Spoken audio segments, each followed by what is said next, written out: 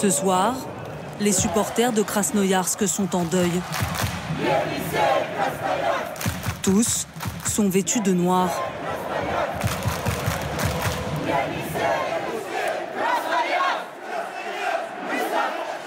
Dans la tribune, sur cette banderole, ils ont écrit le prénom de leur camarade, mort quelques jours plus tôt, Édouard.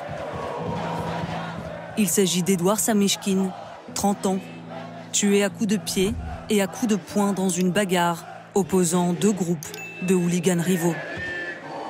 Qu'est-ce qui s'est passé? Allez parler à nos responsables. Moi, je peux rien vous dire. Je risque d'avoir des problèmes. À la sortie du match, seuls quelques jeunes supporters acceptent de nous parler. En fait, lors d'un précédent match, des gars de Novosibirsk ont piqué l'emblème de notre club et ils l'ont repeint à leur couleur. Nos gars à nous sont partis pour le récupérer et quand ils sont arrivés, tout le monde s'est serré la main. Les mecs de Novosibirsk ont fait semblant de les accueillir, mais ensuite ça a dégénéré en grosse baston et un mec de notre ville a reçu un coup fatal à la tête.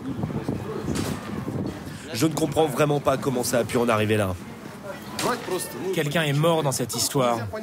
Pour moi, ça n'a aucun sens. Ça n'en valait pas la peine. Sa famille l'a perdu pour toujours. Au nom de quoi? Du football? Au nom du football. Ou plutôt, du hooliganisme. Ces dernières années, les groupes de supporters de toutes les équipes du pays ont été infiltrés par des nationalistes, voire des néo-nazis, plus fascinés par la violence que par le ballon rond. Ces hooligans se sont organisés en différents groupes, appelés firmes. Elles s'affrontent lors de batailles rangées, rarement dans les stades, le plus souvent à l'abri des regards, en forêt.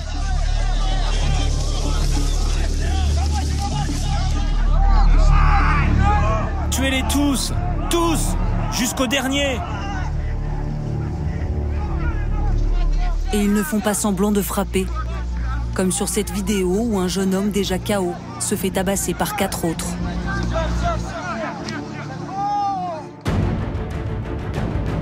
Sur Internet, on trouve même un site dédié aux blessures. Des gueules cassées, exhibées comme des trophées. Ces combats clandestins, planifiés à l'avance, ont généralement lieu les week-ends. Des images chocs qui embarrassent la Russie à l'approche de la Coupe du Monde. Dans le collimateur des autorités, le milieu des hooligans russes est un monde fermé, avec ses codes, ses lois. Un monde très difficile d'accès que nous avons pu pénétrer. Quelques jours avant la mort d'Édouard le supporter, une firme avait accepté de nous ouvrir ses portes. Hasard, il s'agit de celle de Novosibirsk, en Sibérie, impliquée dans la bagarre fatale. Une organisation de près de 300 membres qui défile régulièrement en ville.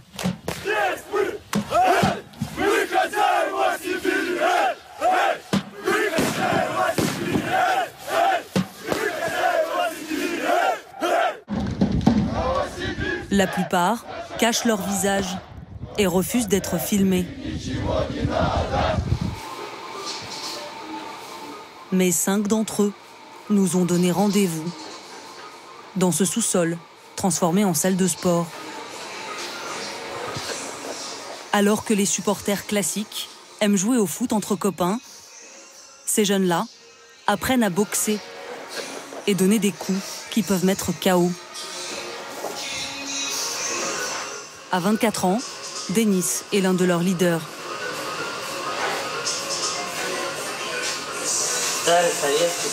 C'est une vieille méthode soviétique de bandage des mains, pour éviter les blessures. Je laisse toujours la partie intérieure libre, pour pouvoir mieux agripper mon adversaire. Et le reste de la bande, on le serre fort comme ça, sur le reste du poignet. Denis est champion de judo et de free fight. 2 fois par semaine, il coach les autres membres du groupe.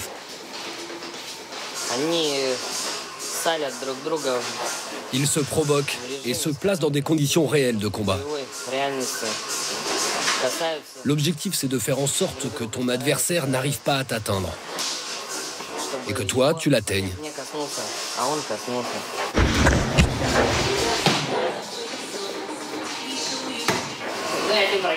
Pas mal ton mouvement. Et hop, dans l'ambulance. Est-ce que vous diriez qu'il y a dans votre univers un culte de la violence? Un culte de la violence? Je ne sais pas. Je ne peux pas apporter de réponse simple à cette question. Qu'est-ce qu'un culte? C'est quand tu adores quelque chose et que tu y crois. Nous, on n'a pas de culte du sang ou de la baston. Pour nous, c'est plutôt un jeu entre hommes. Et qu'est-ce que vous pensez de toute cette violence physique? La violence physique? J'en pense à rien. C'est elle qui me trouve. Les gars, c'est bon, c'est fini pour aujourd'hui. On applaudit, bravo. S'ils font du sport et boivent moins que la moyenne en Russie, c'est pour se maintenir en forme, pour gagner les prochaines bagarres. Il existe même un classement officieux entre différentes firmes de hooligans du pays. Le soir, quand il retrouve des amis, Denis regarde les dernières vidéos de combat. Qu'est-ce que tu nous mets? Bah, notre chaîne YouTube préférée. Postées sur Internet par les différents groupes de hooligans. Là, c'est une des grosses bagarres de 2016. Ils s'affrontent à main nue, sans arbitre et semble-t-il sans limite. Mais selon Denis, il y aurait pourtant des règles.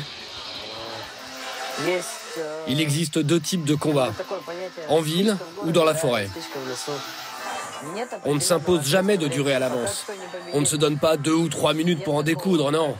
La fin d'un combat, c'est quand tous les adversaires sont au sol. Il n'y a que comme ça qu'une victoire est déclarée. À ce moment-là, nous sommes loin de nous douter qu'un combat mortel va se produire dans cette ville quelques jours plus tard, même si Denis sous-entend que parfois, les choses tournent mal. Sur Internet, il n'y a pas tout. Il y a beaucoup d'histoires qu'on ne publie pas. Il y a beaucoup de choses qu'on n'a pas le droit de rendre publiques. Des choses qu'on fait, qu'on sait, mais qu'on ne dira jamais. Cette violence ne se cantonne pas aux affrontements entre Russes. Elle s'exporte lorsque les supporters se déplacent à l'étranger.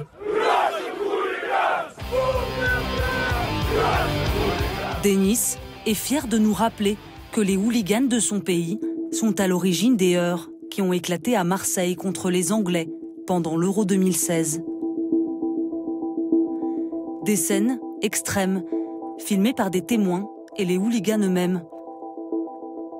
Les Anglais sont acculés et perdent ce combat de rue qui aura duré moins de 20 minutes.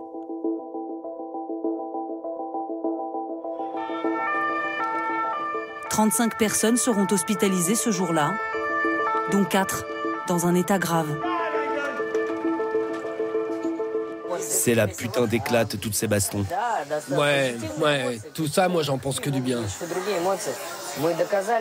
À Marseille, nous avons prouvé au monde entier que nous pouvions nous défendre et défendre nos intérêts. On est moins nombreux, mais on est toujours les plus forts. Denis est célibataire. En conflit avec son père policier, il a quitté très jeune le domicile familial. Aujourd'hui, il vit seul et travaille comme agent de sécurité.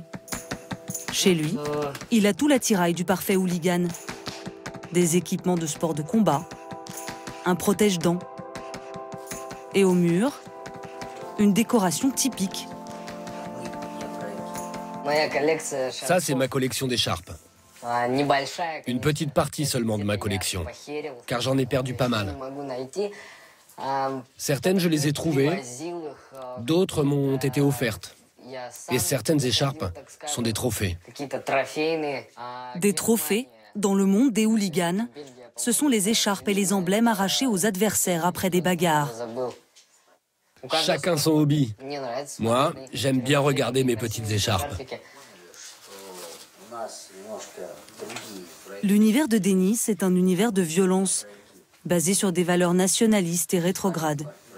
et il en est fier. Pour nous, un homme est avant tout un guerrier et un chef de famille. Et la femme est la gardienne du foyer. Nous respectons des valeurs anciennes et des règles telles qu'elles nous ont été enseignées par nos grands-parents. Nous sommes contre la décomposition actuelle de la société, contre la perte des valeurs profondément ancrées dans notre monde moderne, contre la pédérastie qui est considérée comme normale. Denis est devenu hooligan à 15 ans. Pour intégrer une firme, il a dû se battre contre d'autres candidats, devant des leaders plus âgés. Un examen de passage d'une brutalité inouïe, dont Denis semble pourtant s'amuser. J'ai pas oublié cette première bagarre. Elle a été si violente que juste après, je ne me souvenais même pas du combat lui-même. J'étais sonné. Je ne sentais plus mes doigts. Ensuite, j'ai repris mes esprits. Et j'ai compris que cette bagarre, les coups dans tous les sens, c'était vraiment génial. Qu'est-ce qu'il y a? Tu veux me parler? Tu veux te battre? Tu sais bien que tu n'y arriveras pas.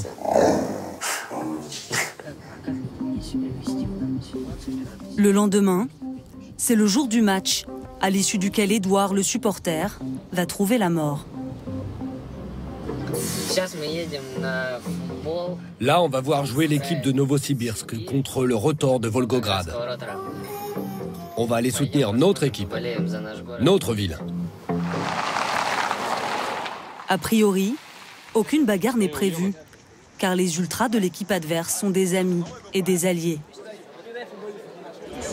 Denis rejoint la tribune, déjà bien remplie, avec 300 jeunes ultras du FK Sibir, surexcités.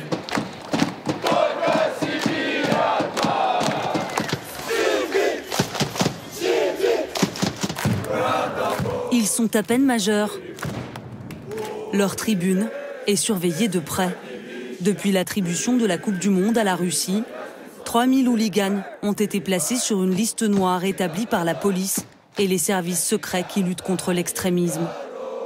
Un slogan raciste, un salut nazi, peut leur valoir une interdiction de stade, voire de la prison ferme. Alors ils nous disent tricher, en levant 2 bras au lieu d'un, pour éviter de se faire pincer. Denis et ses amis se tiennent aussi à carreau. Mais à la mi-temps, nous perdons le jeune homme de vue.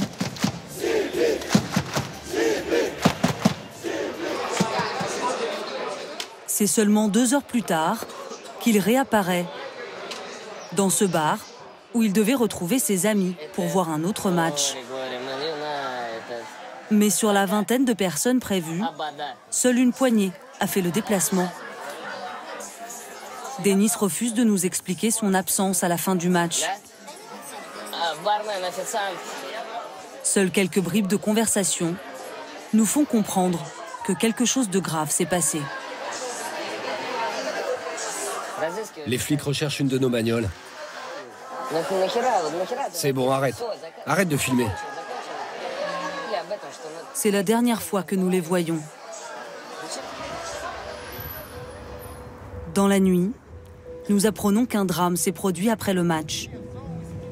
Invité surprise, un 3e groupe de hooligans est venu de Krasnoyarsk pour se battre contre ceux de Novosibirsk.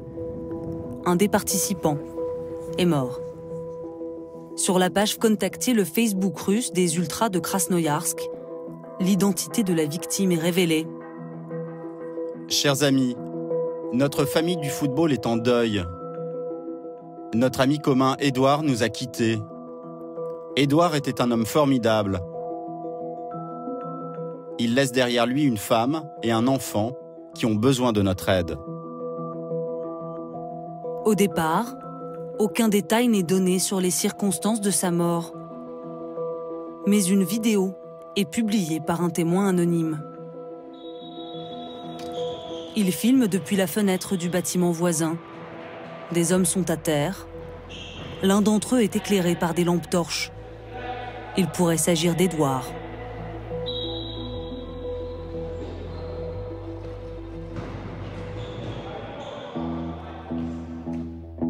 Édouard Samyshkin faisait partie du groupe des supporters ultra de l'équipe Yenisei de Krasnoïarsk en Sibérie. Sa firme s'opposait régulièrement aux ultras de Novosibirsk, torse nu sur cette vidéo.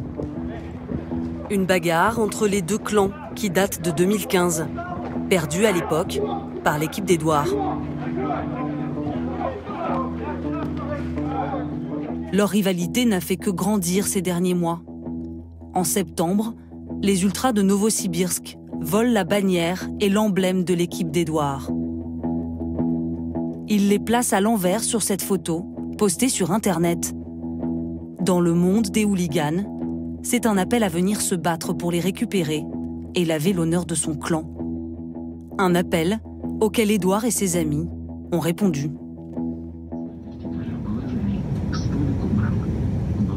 Pour en savoir plus, nous partons à 800 km à l'est de Novosibirsk, à Krasnoïarsk. Là où vivait Édouard, avec sa femme Nadejda et leur fils Alexei. Par téléphone, la jeune femme nous raconte comment elle a appris la mort de son mari.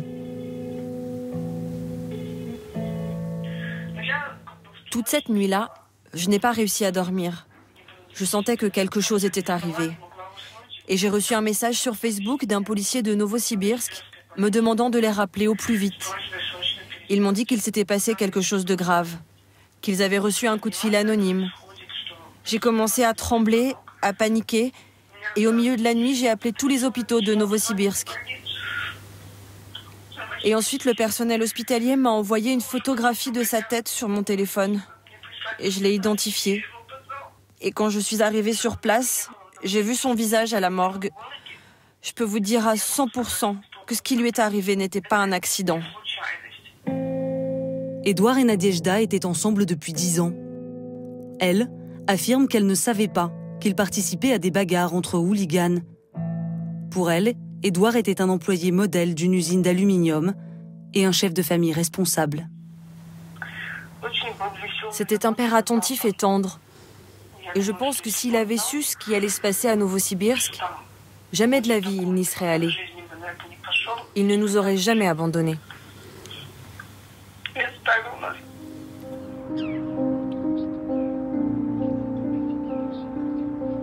Le corps d'Édouard a été rapatrié à Krasnoïarsk 2 jours après le combat mortel. L'autopsie a révélé qu'il avait reçu un coup fatal à la tempe et que sa nuque avait été brisée.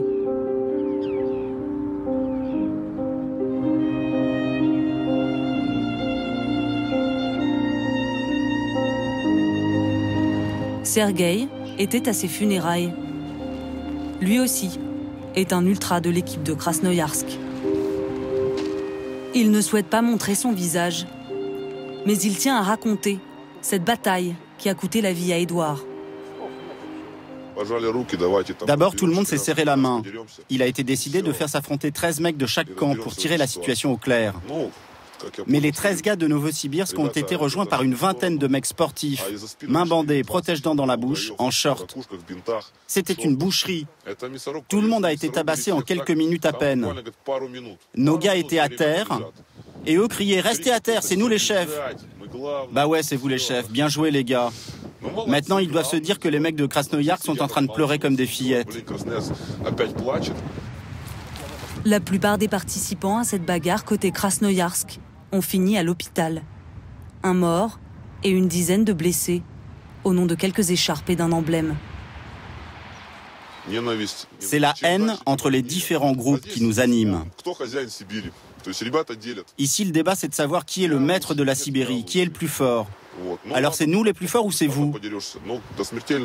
Mais on ne s'attendait pas à ce que ça finisse par un décès. Le jeu est allé trop loin. À l'intérieur, je suis très en colère. J'ai envie de crier, mais je ne peux pas. J'ai de la peine pour lui, pour sa femme et pour son gamin. Sergueï affirme que lui et ses amis ne chercheront pas à se venger, même s'ils n'ont pas l'intention d'arrêter les combats. Quelques jours plus tard, La police a annoncé avoir arrêté un suspect dans le cadre de l'enquête sur la mort d'Edouard Samychkine. Il s'agit d'un jeune ultra de 24 ans, originaire de Novosibirsk. Son identité n'a toujours pas été révélée.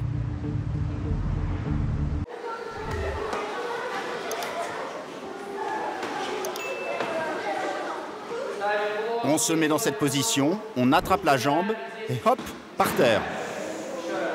Ils ont entre 4 et 18 ans. 5 fois par semaine, ils apprennent ici les arts martiaux et le patriotisme. À la tête de ce club qui accueille plus de 1000 jeunes, Ilya Chadrikov, 42 ans. Allez, frappe, travaille dur. C'est bien, bravo. Tenue de sport aux couleurs du drapeau russe et portrait XXL du maître du Kremlin, Ilya Chadrikov est un inconditionnel de Vladimir Poutine. Notre président fait du judo. Et c'est l'administration du président qui nous a offert ce cadeau. Ancien membre des forces spéciales, Ça, c'est une grenade. Elle a explosé en 2010, pas loin de moi. Ilya Chadrikov reprend mot pour mot les arguments du président russe pour justifier l'opération militaire en Ukraine. Les Russes et les Ukrainiens, c'est le même peuple. Et toute cette situation s'est produite parce que le néofascisme a fleuri en Ukraine et a dégradé la situation. La Russie est en train de régler tout ça en réalité. Elle est en train de finir ce que nos grands-parents ont commencé en 1942-45. Ilya Chadrikov est un adepte de la lettre Z. Apparu sur les chars russes au début de la guerre en Ukraine, aujourd'hui symbole de ralliement patriotique. Toi, tu te mets là. Ilya y a converti ses jeunes élèves. Je dis nous soutenons, vous dites l'armée russe. Nous soutenons L'armée russe! Le 3 mars dernier, il organise cette manifestation encadrée par un élu du parti de Vladimir Poutine. Clou du spectacle, ce Z formé par les jeunes sportifs destinés aux réseaux sociaux. Une manifestation autorisée, voire encouragée par les autorités, contrairement à d'autres. Citoyens, vous êtes dans une zone de manifestation interdite. Des protestataires arrêtés, l'homo-guerre banni de la presse et des réseaux sociaux. Jusqu'à 15 ans de prison pour les contrevenants, selon une toute nouvelle loi. L'État russe est en passe de mettre les médias au diapason de son discours.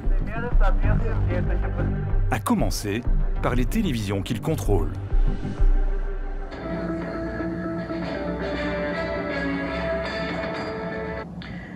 Berdiansk revient à la vie normale. Les militaires russes sont en train de déminer la ville. La ville a été démilitarisée avec beaucoup de soin par l'armée russe, sans rien détruire. On ne peut compter que sur l'armée russe. C'est en toute franchise que je vous dis ça. Quelles que soient les forces militaires nationalistes qui se trouvent là-bas, c'est notre terre. Elle est à nous. J'ai pleuré hier quand j'ai vu les nôtres. Les accusations ukrainiennes sur la responsabilité russe pour les attentats de Mariupol sont fausses. Les forces militaires russes ne bombardent pas les villes. Tout le monde le sait. Peu importe les vidéos truquées par l'OTAN. Les unes après les autres, les voix dissonantes s'éteignent. Comme cette radio russe indépendante, écoutée chaque jour par plus d'1 million d'auditeurs. Suite à une décision de justice, les journalistes ont 2 jours pour quitter les lieux.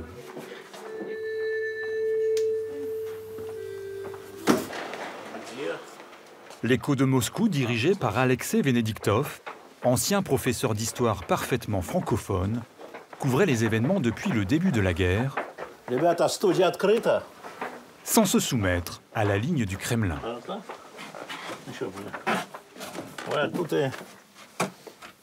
La maison est close, si on peut dire comme ça. C'était la studio célèbre, où il y avait tous les présidents, tous les invités. Voilà, c'était là. Maintenant, c'est fini. Les micros, déjà, sont pris. C'est le silence. C'est le silence. Le 1er mars dernier, en plein flash info, l'antenne est coupée. Nous sommes une semaine après le début de la guerre. Le journaliste est en direct. Les services de l'État exigent que les médias suppriment leurs articles où les opérations militaires en Ukraine sont appelées guerre ou invasion. Nous avons apparemment été coupés à 21h. Je vois ça sur les messages qu'on reçoit. Je ne sais pas si on est en direct. Ils nous ont fait l'honneur de choisir l'heure de notre émission pour couper l'antenne. Ouais. On a été coupés. Coupés. Un clap de fin brutal et sans appel. Selon le rédacteur en chef, un exemple des nouvelles méthodes du pouvoir. Le gouvernement, le Kremlin, alors Poutine, a compris que la propagande doit être totale. Et c'est un succès pour le gouvernement. Je crois que c'est 71 ou 68% qui soutient cette opération militaire, parce que c'est l'opération de sauvetage. Le peuple russe toujours sauve les peuples autour de lui. Ce n'est pas la guerre, c'est l'opération de sauvetage. Et je disais toujours que Poutine se prend pour Batman, toujours, il est le sauveur. Et voilà, les gens aiment ça. Il ne reste à ce jour qu'un journal indépendant. Mais il n'évoque plus l'Ukraine pour éviter les poursuites. Quant à Twitter ou Instagram, ils ont été suspendus. Pour Pierre-Christian Brochet, un Français qui vit à 300 mètres de la Place Rouge, il reste néanmoins quelques sources accessibles. Ce grand collectionneur d'art contemporain russe a publié dans les années 90 les premiers guides du petit futé dans le pays. Quand il veut entendre une autre voix que celle du pouvoir, il lui reste son ordinateur. Ici, en fait, vous pouvez regarder ce que je fais tous les jours. Vous pouvez faire Euronews et puis vous avez Euronews. Donc, personne ne peut dire... voilà, Euronews, vous faites live... et puis vous regardez live, vous voyez, en français. Alors en anglais ou en français, vous choisissez votre langue. Ah, voilà, vous avez France 24, vous voyez. Donc on peut assez facilement quand même avoir un autre son de cloche. Et si vous voulez parler pas français, vous l'avez en anglais. Pierre Christian vit à Moscou avec sa femme Anouchka. Descendant d'une famille aristocratique russe, elle ne cache pas son émotion face à cette guerre fratricide. C'est vraiment un choc. Et on a les familles. Ma grand-mère, elle est née en nord d'Ukraine. Elle est ukrainienne, polonaise. Ça veut dire mon père et les cousins à Kiev. On se rappelle, on a des amis proches. Et je ne peux pas fonctionner normalement. Je ne peux pas vivre normalement. C'est pas possible. Ça vous obsède? Oui. Ouais. C'est dur. Leur fils, qui a la nationalité russe, vient de quitter le pays pour échapper au service militaire, obligatoire en principe pendant 1 an. Eux ont décidé de rester. Pierre Christian refuse de couper les ponts avec la Russie. Il continue d'exercer son métier à la télévision. Il anime une émission culturelle sur une chaîne publique, l'équivalent d'Arte en France. Elle est intitulée « Mon amour, la Russie ».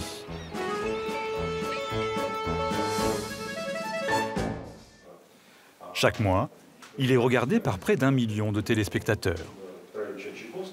Cette guitare a été fabriquée dans l'atelier de Zvenigorod. Trouve un bon cadre. L'équipe de l'émission se sent encore préservée, dans la sphère professionnelle en tout cas. Peut-on tout dire à la télé russe ?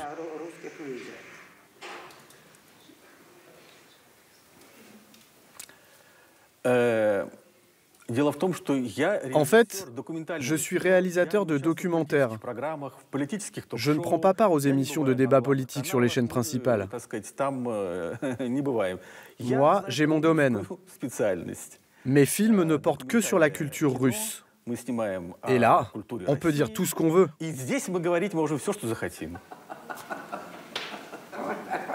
Ce que disait ce matin ma rédactrice, c'est que finalement, le problème était plus pour les jeunes qui n'ont pas connu l'Union soviétique que pour les gens de la génération de 50 plus, qui sont habitués à dire une chose dans la cuisine et autre chose dans la rue.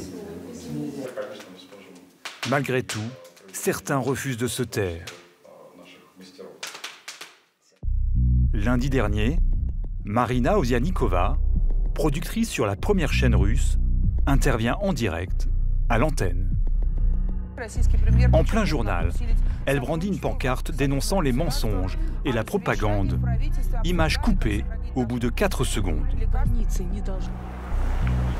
Aussitôt arrêtée, elle a été placée en garde à vue avant de ressortir libre mercredi soir.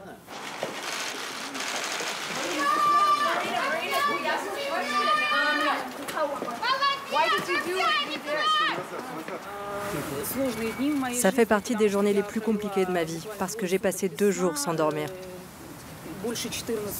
L'interrogatoire a duré plus de 14 heures. On ne m'a pas autorisé à appeler ni ma famille, ni mes proches. Marina Ovsianikova a écopé d'une amende administrative de 250 €. Elle reste toujours sous la menace d'une enquête judiciaire et des 15 ans de prison promis aux contestataires. Des voix que l'on muselle. Et de nombreuses enseignes occidentales installées à Moscou qui baissent le rideau. Restauration, parfumerie, prêt-à-porter, mais aussi les grandes griffes du luxe. Ou Ikea, la célèbre marque d'ameublement. Quelques exceptions, Auchan, Leroy Merlin, Total, Renault, poursuivent leur activité. Sur les 8000 Français installés en Russie, la moitié a quitté le pays. Parmi ceux qui restent, certains semblent accepter la situation. Qu'est-ce qu'on dit? Merci maman. Originaire de l'Est de la France, Martial Laplanche vit à Moscou depuis 8 ans.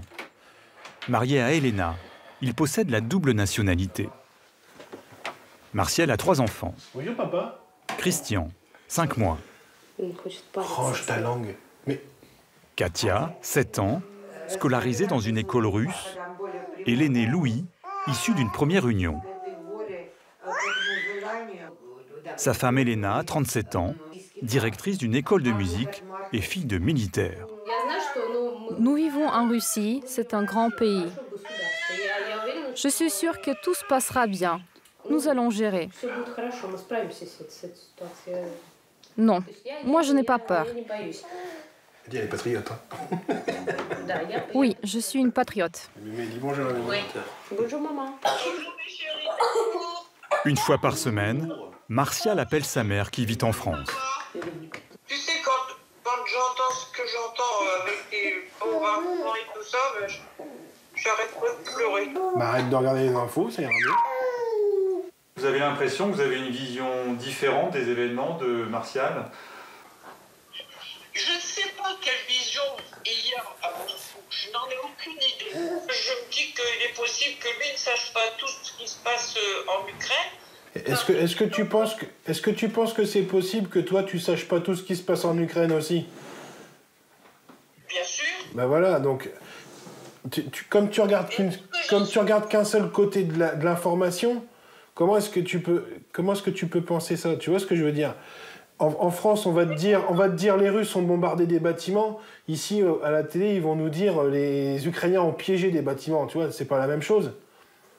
Parce que nous, ici, à la télé, on a des images où tu vois des portes d'entrée qui sont piégées. Alors, est-ce que c'est les Russes qui piègent? Mais on en devient fou. Le plus simple, c'est d'arrêter. Arrêtez de regarder ça. Voilà, c'est tout. Bisous. Martial préfère fermer les yeux et il poursuit son activité, presque comme si de rien n'était.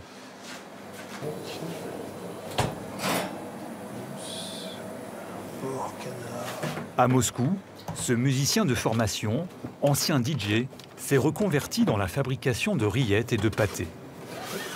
Bah, le plus simple, c'est que tu te mettes en face, tu découpes et puis je mets sous vide, non? Il s'est associé avec Bernard. Il faut que je tourne la balance. Bah oui, c'est mieux aussi. Un Français spécialisé dans le fromage installés en Russie depuis 15 ans. Pour fabriquer leurs produits, les deux hommes font appel à des fournisseurs russes qu'ils payent en roubles. Pour l'instant, ils se disent épargnés par les sanctions économiques prises contre la Russie. Il y a des choses qui ont augmenté, bien sûr, c'est un fait, mais pas tout. Donc, mais en même temps, tout a augmenté partout. Je suis un peu d'information en France, c'est pas plus de 2 € le litre en ce moment.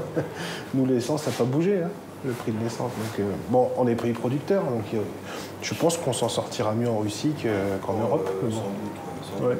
À court terme, en tout cas. Après, à long terme, je ne sais pas. Mais... Presque plus russe que français. Martial et Bernard se refusent à dénoncer la chape de plomb qui s'est abattue sur Moscou. Et la privation de liberté, ce n'est pas dérangeant? Alors ça dépend ce que vous appelez liberté. Moi, je me sens libre ici. Hein. Moi aussi. Hein. On ne peut pas prononcer le mot guerre ici. On ne le prononce pas. Qu'est-ce que ça peut faire? Je vois pas où est le problème. Un conflit armé ou la guerre, je veux dire, le résultat est le même.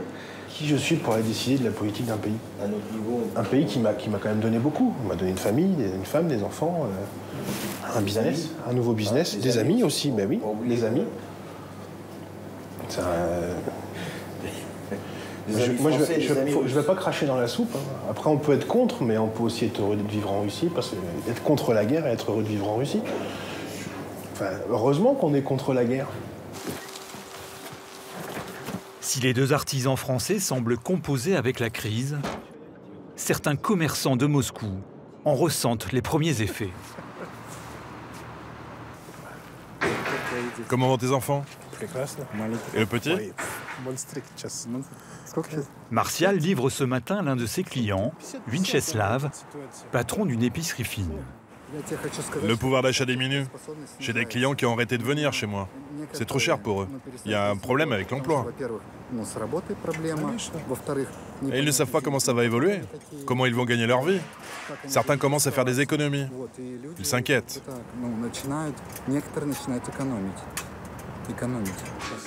À cause des sanctions, le rouble a perdu près de la moitié de sa valeur en quelques jours. L'inflation pourrait atteindre 20% cette année. Je pense que nos politiciens, enfin je suppose, s'étaient préparés aux sanctions. Nous, en tout cas, les gens ordinaires, on n'était pas prêts. On ne veut pas de ça, ça nous déplaît. Nous essayons de nous adapter, mais on en souffre. Quel est votre sentiment? Mon sentiment? Je suis contre la guerre. Je suis contre la guerre. Qu'est-ce que je peux dire d'autre? Est-ce que vous avez l'impression de revenir 30 ou 40 ans en arrière? Oui. En URSS. C'est l'Union soviétique. Nous avons fait un pas en arrière de 30 ans, si ce n'est pas plus. Et je partage ce sentiment avec beaucoup de gens de mon entourage. C'est la faute de qui? La faute à qui? Je préfère pas répondre. Mieux vaut rester prudent, car la répression continue. Une des dernières cibles, Mémorial, une association de défense des droits de l'homme. Comme vous pouvez voir, notre coffre-fort a été forcé.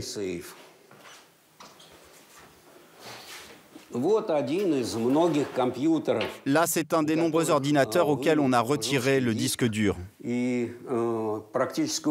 Pratiquement tous les ordinateurs ont subi le même sort. Plus aucun ne fonctionne. Il y a 10 jours, plusieurs dizaines de policiers ont perquisitionné les bureaux. Sans oublier celui du directeur de l'ONG, Oleg Orlov. Ici, il y avait des dossiers, il y avait un ordinateur. C'était mon poste de travail. Maintenant, je me retrouve sans mes papiers et mon ordinateur a disparu. Il reste juste cet écran, mais je ne peux rien faire avec. On a aussi découvert un message de ceux qui sont venus faire la perquisition. Ils ont laissé ça. C'est une façon de montrer pourquoi ils perquisitionnent et les idées qu'ils soutiennent. Juste à côté, un message encore plus explicite. Le mémorial, c'est fini. Terminé. En 4 semaines, Oleg Orlov a été arrêté 2 fois lors de manifestations anti-guerre. Il est en attente de son jugement.